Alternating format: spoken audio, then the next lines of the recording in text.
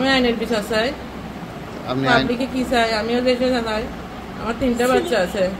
ঘটনা ঘটাইছে তাদের সর্বোচ্চ শাস্তির আমি দাবি করতেছি। লাস্ট ফলো পদ্ধতি ইসমাইল আর ফারদিন আর আব্দুল সালাম ওরে প্রশাসন লয়ে তুমি আর তাড়াতাড়ি আমাকে উদ্ধার করতে আসো।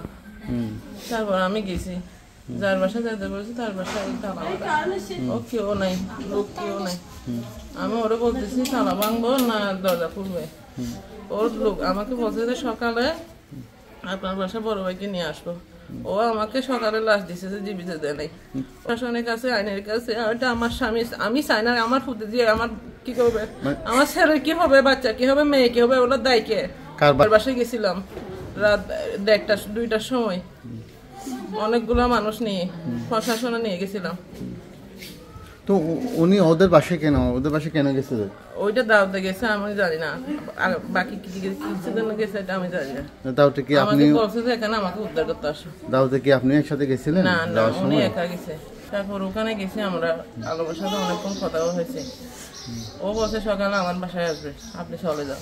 আলমের সাথে আপনার কথা হয়েছিল?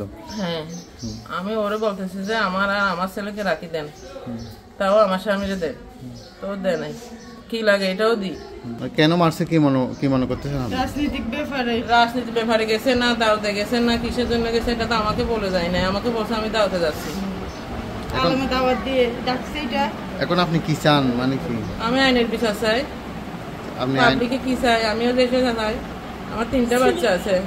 ঘটনা ঘটাইছে তাদের সর্বোচ্চ শাস্তির আমি দাবি করতেছি। কারণ এরকম যারা এ সমস্ত কর্মকাণ্ড করে যাদের জীবন একেবারে শেষ করে দেওয়ার জন্য যে সমস্ত যুবকরা চিন্তা ভাবনা করতেছে, এগুলোর কারণে আমাদের টেকনাফে রাজনীতি যারা করে তারা বইভাবে তাদের নিরাপত্তা, সেই জন্য সর্বোচ্চ শাস্তির আমি দাবি জানাচ্ছি। আমি প্রশাসনের প্রতি দৃষ্টি আকর্ষণ থাকবে এবং সর্বোচ্চ তদন্তের মধ্য দিয়ে প্রকৃত আসামিদেরকে যাতে আসামি করা হয়, যাতে নিরহ কোনো মানুষকে কোনো ক্ষয়ক্ষতি না করা না হয়। কারণ মামলা মোকদ্দমা কি জিনিস সেগুলো আমরা বুঝি। এই বিগত সময়ে অনেক মামলা মোকদ্দমা পেয়েছি, মানুষ হয়রানিমূলক কি সেটাও জানি। তো হয়রানিমূলক না করে তার আত্মা কখনো শান্তি পাবে না। যদি কাউকে হয়রানি করে তাহলে সঠিক যারা করেছে, যাকে ধরলে এই ঘটনা পূর্ণাঙ্গভাবে পরিস্ফুটিত হবে, তাকে আইনের আওতায় এনে সঠিকভাবে ওনাদেরকে সর্বোচ্চ আইনের ব্যবস্থা নেওয়ার জন্য